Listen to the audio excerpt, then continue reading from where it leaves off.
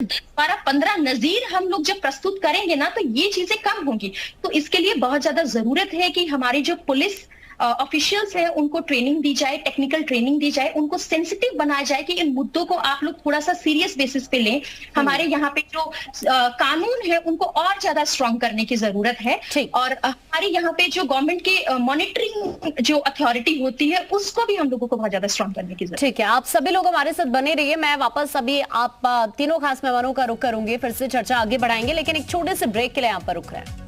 एक बार फिर से आपका स्वागत है। तो देखिए, सोशल मीडिया पर जो महिलाएं शिकार हो रही हैं, इसी मुद्दे को लेकर हम डिस्कशन करें। एक बार फिर से जो खास मेहमान हमारे साथ हैं उनका वापस से रुख करते हैं। और ज्योति जी, आप ही का रुख करना चाहूंगी, क्योंकि अभी एक बात का जिक्र किया यहाँ पर भाग्यश्री जी ने कि जो टेक्निकल फॉल्ट है कहीं ना कहीं हमारा, उसको दूर करने की जरूरत है, टेक्निकल ट्रेनिंग की जरूरत है जो हमारे अधिकारी हैं सोशल मीडिया के प्रति, उन सभी को।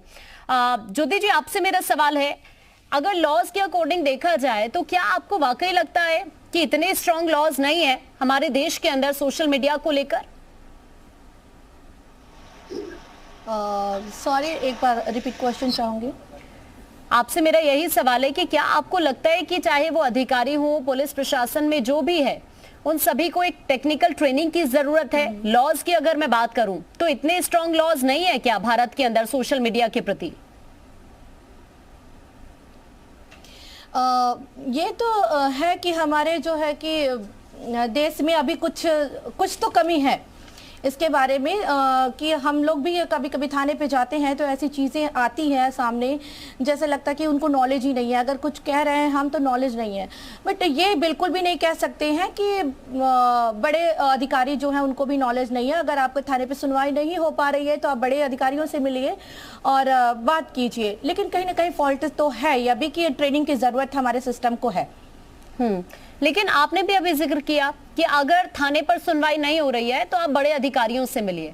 क्या आपको लगता है कि जितनी हर रोज हमारे देश में चीजें हो रही हैं, चाहे वो आम लोगों की जिंदगी में अगर देखा जाए, सोशल मीडिया के दर भी इतने केसेस सामने आते हैं, चाहे महिलाओं से दुष्कर्म की बात हो, दुर्व्यवहार की बात हो, सोशल मीडिया पर हम हिंसा की बात करें, तो इस नैरेटिव को अगर हम देखें तो अधिकारियों का ना सुनना, या फिर पुलिस थाने पर जब एक महिला पहुंच रही है अपनी शिकायत लेकर, वहां उसकी शिकायत ना सुनना, फिर हम ये कह दें कि आप अधिकारियों के पास जाइए, तो ये भी तो एक बहुत बड़ा फॉल्ट है ना?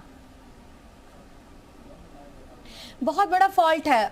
लेकिन सिस्टम में मैंने ये भी रियलाइज़ किया है कि कभी कभी लोग फंसाने के लिए, एक फंसाने के उद्देश्य से जाते हैं कि नहीं इन्होंने ऐसा किया है। हालांकि होती है जब लड़की हो या लड़का बातें करते हैं आपस में, उनकी सहमति होती है। बट जब कभी कभी मतलब केसेस में ऐसे होते हैं कि लड़के ने कोई बात नहीं मानी या लड़की ने कभी बात नहीं मानी, तो ऐसे केसेस आते हैं। तो जो चीज़ें होती है अगर सहमति से होती है तो उन सब चीजों को तो डिनाई कर, मतलब फॉल्टेज आते हैं और वहां पे जाते हैं। और इस तरीके से अगर हमारे सिस्टम में कोई कहता है तो ये बहुत बड़ा सवाल उठता है। लेकिन अगर इसकी जो हमारे यहाँ ये सिस्टम के ऊपर भी सिस्टम बैठा हुआ है, अगर हम कोई एप्लीकेशन या एफआईआर लेके जाते हैं थाने पे, अगर वो डिनाई करते हैं कि मैं एफआईआर नहीं करूंगा, तो मैंने एक बार पहले भी रिपीट की थी कि हमारे देश में एक चीज बनी हुई है कि अगर आप नहीं करोगे एफआईआर दर्ज कराना किसी चीज पे, ये हमारा एक अधिकार है। अगर कानून बना है तो कानून को जानने का भी आपको अधिकार है। कानून ये कहता है कि मैं बना ही हूं जानने के लिए। अगर आप कानून को नहीं जानते हैं तो ये आपकी फॉल्टेज है। अगर एफआईआर थाने पे नहीं होती है तो आप इसकी शिकायत बड़े अधिकारियों को कराई। अगर बड़े अधिकारी न कर रहे तो भी न्यायालय बनी हुई है। मतलब कहीं ना कहीं एक हमारे संविधान में एक सिस्टम पे सिस्टम बैठा हुआ है कि अगर यहाँ पे अगर आपको नहीं सुनवाई होती तो आप यहाँ जाइए, यहाँ ना जाइए। क्यों नहीं सुनवाई होगा? बस ये है कि आप किस तरीके से, किस बेस पे लड़ रही हैं। आपको हिम्मत होनी चाहिए। आप थोड़ा नहीं, अगर मेरे को बता पाएंगे कुछ एक्ट्स के बारे में जो साइबर सिक्योरिटी को लेकर हमारे देश के अंदर है, अगर किसी तरह की हिंसा फीमेल के साथ हो रही है सोशल मीडिया साइट्स पर, तो थोड़ा सा आप एक्सप्लेन कर पाएंगे दर्शकों को? क्या फिर से रिपीट क्वेश्चन? जो एक्ट्स है हमारे देश के अंदर इस वक्त साइबर अपराध को लेकर, आपको सुन रहे हैं? आवाज मिल रही है आपको? ऐप के बारे में, एक्ट्स की मैं बात कर रही हूँ। एक्ट जो हमारे देश के अंदर इस वक्त बने हुए हैं, अगर साइबर सिक्योरिटी को हम देखें इस पर्पज से, थोड़ा सा आप डिस्क्राइब कर पाएंगे कुछ लॉज के बारे में जो दर्शक जान पाएंगे? मैम, ये जो पहला वर्ड आप पूछ रही है वो समझ जो कानून है हमारे देश के अंदर, जो कानून हमारे देश के अंदर बना हुआ है, मैं उसके रिगार्डिंग आपसे सवाल करना चाह रही हूँ। आप थोड़ा सा लड़कियों को इसके प्रति अवेयर कर पाएंगी साइबर सिक्योरिटी को लेकर? बिल्कुल बिल्कुल बिल्कुल बिल्कुल कर पाएंगे। अगर आप जाती हैं तो 66D है आईटी एक्ट के तहत, जिसमें कि 3 साल के कड़े प्रावधान, मतलब कि कड़े सजा उनको दिए जाते हैं अगर आप दर्ज कराती हैं। ऐसा नहीं है कि बस सिस्टम में आपको बैठा दिया गया है, 463 भी है। आपको अगर कोई क्राइम इस तरीके से होता है तो आप इनके तहत जाइए, उनको तुरंत सूचना दीजिए किस तरीके से हुआ है। आप अगर एफआईआर दर्ज नहीं कर रहे हैं तो मैं आगे जाऊंगी, आपके भी खिलाफ मैं जाऊंगी कि आप भी इसमें सम्मिलित हैं। तो कहीं ना कहीं होता है, एक सादा कागज ले लीजिए, आप सीधे कह दीजिए आप अगर नहीं लिखना चाहते एफआईआर, आप तुरंत इस पे लिख के दीजिए मैं नहीं लिखना चाहता हूं।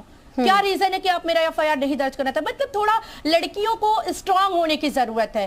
कानून बना है हमारे देश में, ये नहीं कि कानून और बने, ऐप बहुत बने, ये सब चीजों की बहुत जरूरत नहीं मुझे समझ में आती है, क्योंकि जो कानून बनता है हमारे देश में वो सफिशिएंट होता है। बस उसको सिस्टम में ला के प्रवर्तन कराने की जरूरत होती है, लोगों को उसमें जागरूकता लाने की जरूरत होती है। मुझे नहीं लगता कि मेरे कानून में या हमारे कानून में इतनी लचीलेपन है कि हमें मतलब और भी कानून बनाने की जरूरत है। हाँ, समय समय पे जब कोई जरूरत होती है तो वो इसकी जरूरत समझ में आती है तो हमारे देश में बनता है। हमारे देश के प्रधानमंत्री या फिर जो भी चीजें होती हैं इन सब चीजों पर गौर कराया जाता है और इस तरीके से कानून बनते भी हैं।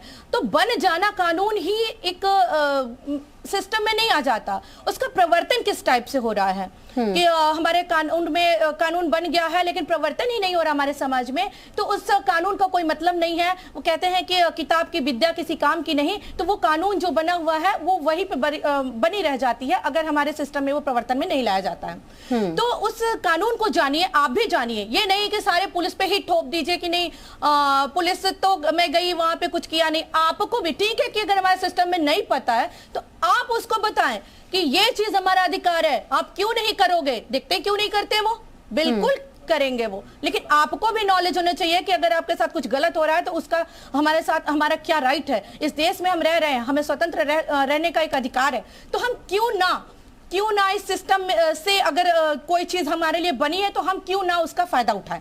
तो हर चीजों का एक लेवल होता है, तो आपको भी उसका उठाना चाहिए फायदा। भाग्यश्री जी, क्या चूंकि आप एक सामाजिक कार्यकर्ता हैं, आपके सामने भी इस तरह के बहुत सारे केसेस आते होंगे, क्या आप इस तरह से महिलाओं को जागरूक करने के लिए कुछ ना कुछ कदम जरूर भी उठाती रहती होंगी?